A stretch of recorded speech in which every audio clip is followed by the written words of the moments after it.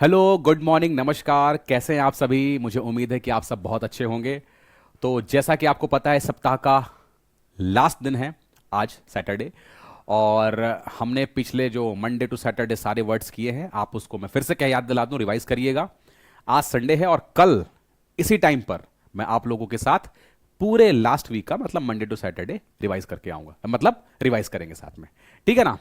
तो आज इस सप्ताह के लास्ट दिन का पहला वर्ड आपके सामने ये रहा, ऑफुल।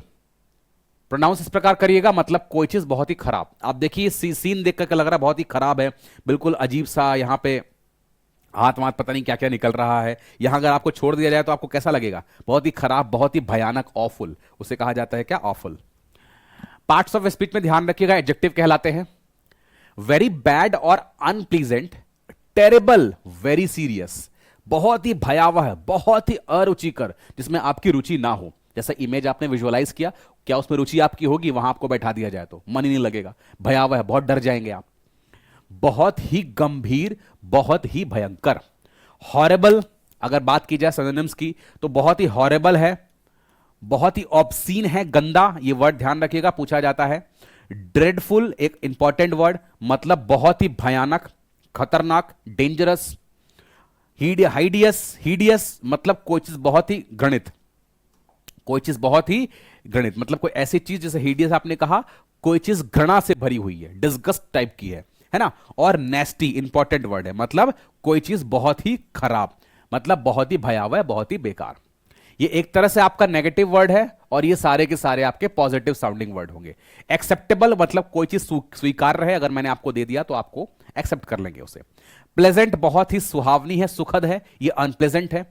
बहुत ही डिलाइटफुल है, बहुत ही आनंदमय, आपको अच्छा लगेगा, आनंददायक चीजें हैं, इंटरेस्टिंग चीजें हैं। अट्रैक्टिव है, जो देख करके आपको आकर्षित करे, मोहित करे, है ना? और अल्यूरिंग है, अच्छा वर्ड, मतलब कोई चीज मनोहर, जो मन को भाए, उसे कहा जाता है अल्यूरिंग। क्लियर?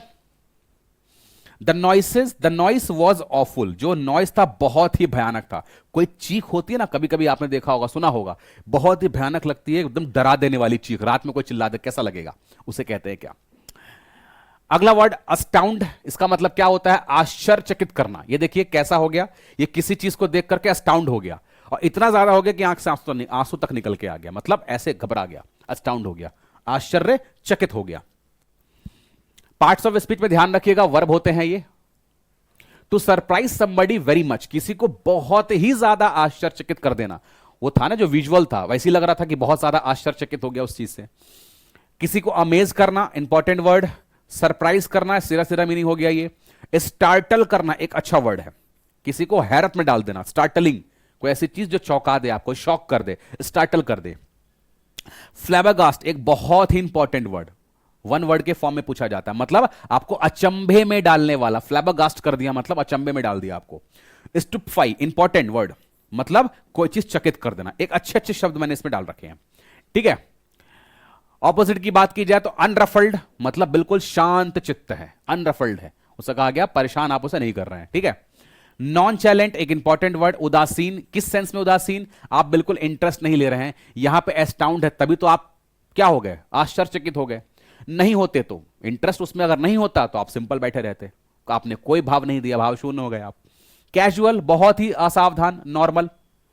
यहां पे आप क्या हैं? आप बहुत ज्यादा आश्चर्य में हैं, यहां नॉर्मल है, चलेगा, कुछ भी चलेगा। ब्लेज मतलब होता है उबा हुआ, इंपॉर्टेंट वर्ड, कोई चीज उबाऊ है, अगर वही चीज मैं आपके सामने ले आऊं तो आप ऐसे ही बैठे रहोगे, कोई तरह का इमोशन नहीं दोगे, है ना, उस सेंस में।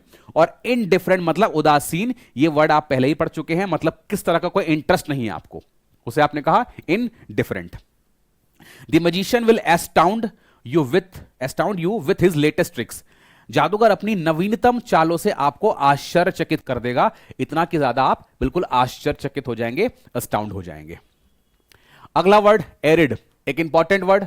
इसका मतलब होता है, देखिए आपको देख करके कैसा लग रहा है, ये एकदम सूखे सूखे दरार पड़े हुए हैं, क्या यहां पे कोई चीज आप उगा सकते हैं? मैं कहूंगा यहां बीज लगा दीजिए, क्या उग पाएगा? नहीं, मतलब बिल्कुल बंजर की हालत में है, बिल्कुल सूखी हालत में है, उसे कहा जाता है एरिड।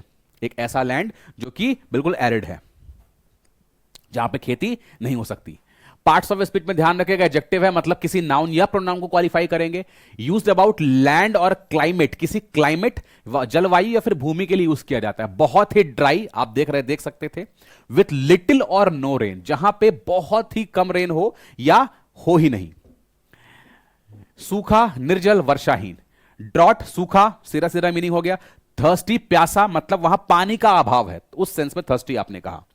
सियर मतलब होता है शुष्क, इंपॉर्टेंट वर्ड, मतलब जो चीज सूखी है उसे आपने कहा सियर, ठीक है। वाटरलेस, जहां पे निर्जल, जहां पानी नहीं है। और बेक्ड, बेक्ड मतलब सेका हुआ। सेका हुआ मतलब क्या है, जैसे आपने किस सेंस में बता रहा हूं आपको, जैसे मान लीजिए आपने कोई गीला कोई चीज लिया, फॉर एग्जांपल आटा आपने लिया।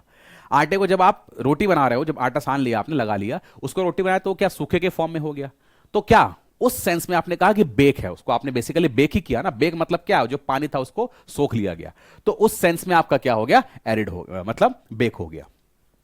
बात की जाए एंटोनिम की तो मॉइस्ट, कोई चीज नम है। ह्यूमिड, नमी, सेम मतलब।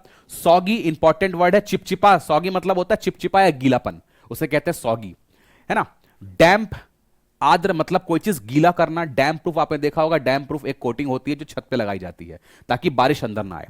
डैम्प मतलब होता है गीला, और वेट मतलब भी क्या होता है, कोई चीज गीला करना। We could see mile upon mile of arid desert, मतलब हम मीलों तक फैला हुआ शुष्क रेगिस्तान देख सकते हैं जो कि कैसा है, एरिड है। ऑस्टियर मतलब आडंबरहीन।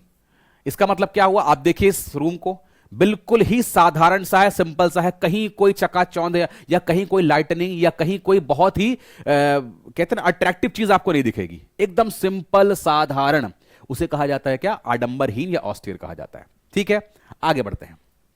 पार्ट्स ऑफ स्पीच में ध्यान रखिएगा, एडजेक्टिव है मतलब नाउन प्रोनाउन क्वालिफाई करेंगे। Very simple, without decoration, used about a person, very strict and serious. अगर कोई चीज बताना हो, अगर ऑस्टियर है तो विदाउट डेकोरेशन है, बिल्कुल साधारण सा सिंपल सा है। और अगर पर्सन की बात आप करेंगे तो बहुत ही स्ट्रिक्ट है और सीरियस है। अति साधारण या सरल या आडंबरहीन मितव्ययी भी कहा जाता है। और व्यक्ति अगर हो तो अति संयमी और गंभीर होगा। ठीक है। हार्श बहुत ही कठोर, क्यों, क्योंकि आप वेरी सीरियस हैं, बहुत स्ट्रिक्ट हैं।